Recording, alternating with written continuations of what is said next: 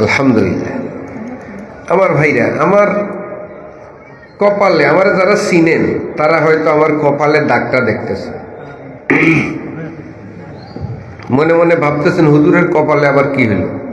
ওই সালিম কোনার ভাই, নাম জানি কি হয়েছে, সালিম কোনার ইসলাম ভাই, মাশাআল্লাহ মাশাআল্লাহ, আলহামদুলিল্লাহ।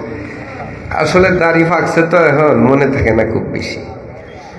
তো আপনারা ওইটা দেখে হয়তো বলতেছেন হুজুরের কপালে এটা কি। হাদিসে আছে হিজামা, হিজামা হলো সিঙ্গা। রাসূলুল্লাহ সাল্লাল্লাহু আলাইহি সাল্লাম সিঙ্গা লাগাতেন। এটা একটা সুন্নত তরিকার চিকিৎসা পদ্ধতি, তিব্বুন নববীর মধ্যে এটা আছে।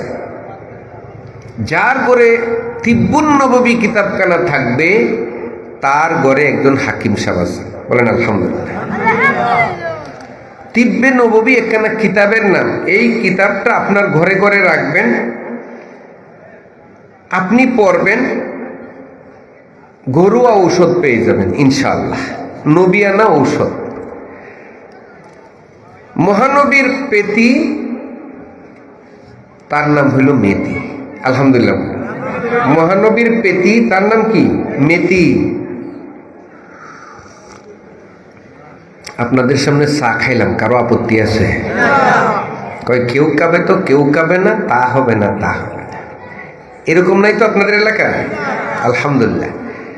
দীর্ঘ সফর করে আসলাম, 12 ঘন্টা সফর করছি, আলহামদুলিল্লাহ বলে। একটানা 12 ঘন্টা সফর করে আপনাদের কাছে আসলাম। এই জন্য বারবার গলা শুকিয়ে যাচ্ছে।